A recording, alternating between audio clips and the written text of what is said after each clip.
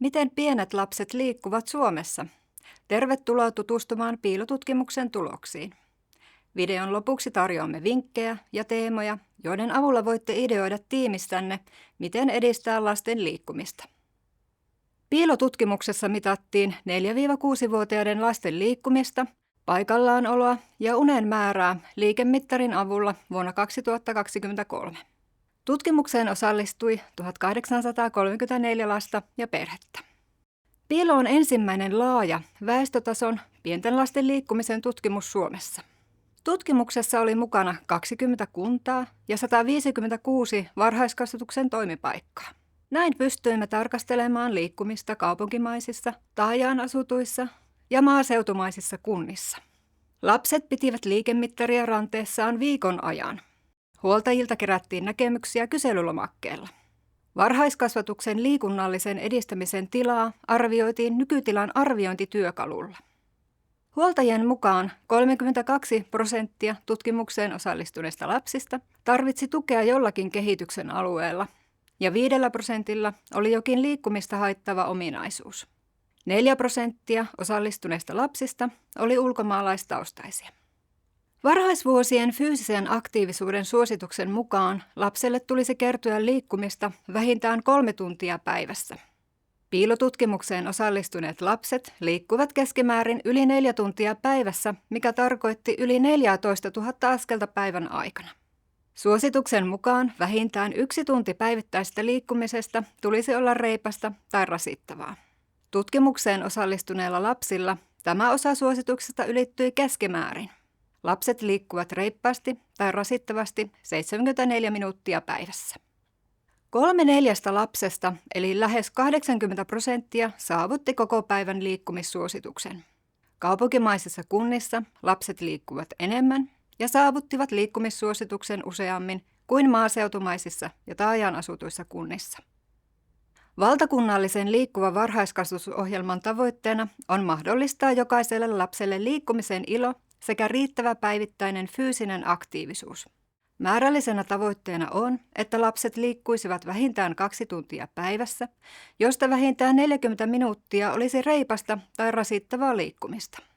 Piilotutkimukseen osallistuneet lapset liikkuvat varhaiskasvatuksen aikana keskimäärin 2,5 tuntia. Tavoite, että 2/3 päivittäisestä fyysisestä aktiivisuudesta toteutuu, saavutettiin yleisemmin pojissa kuin tytöissä ja useammin kaupunkimaisissa kuin maaseutumaisissa kunnissa. Varhaiskasvatuspäivinä lapset liikkuvat noin 0,5 tuntia enemmän kuin vapaapäivinä, jolloin he eivät olleet varhaiskasvatuksessa. Tukea tarvitsevat ja ulkomaalaistaustaiset lapset liikkuvat yhtä paljon kuin vertaisensa varhaiskasvatuspäivinä, mutta vähemmän vapaapäivinään. Tulokset korostavat varhaiskasvatuksen merkitystä liikunnallisen yhdenvertaisuuden edistämisessä ja osoittavat, että varhaiskasvatuksessa oleville lapsille voidaan tarjota liikkumiseen tukea.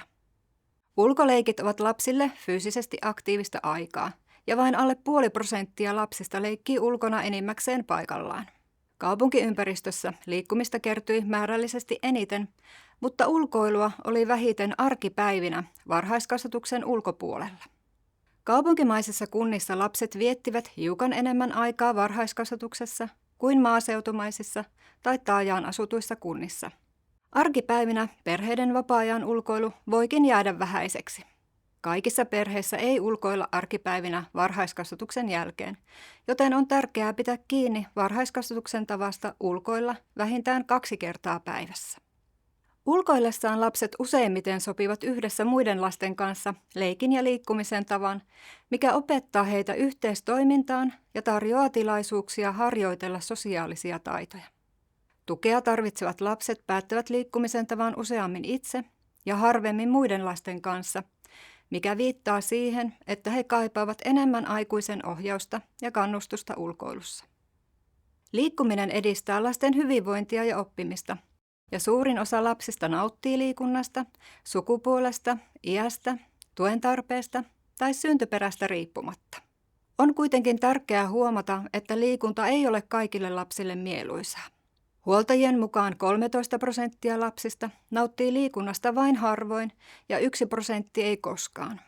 Lisäksi noin 2% lapsista välttelee liikuntaa, erityisesti tukea tarvitsevat lapset.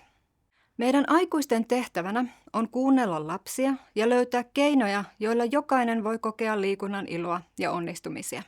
Tämä voi tarkoittaa esimerkiksi erilaisten liikuntamuotojen kokeilemista, lasten kiinnostuksen kohteiden hyödyntämistä, kannustavaa ilmapiiriä tai yksilöllisen tuen tarjoamista.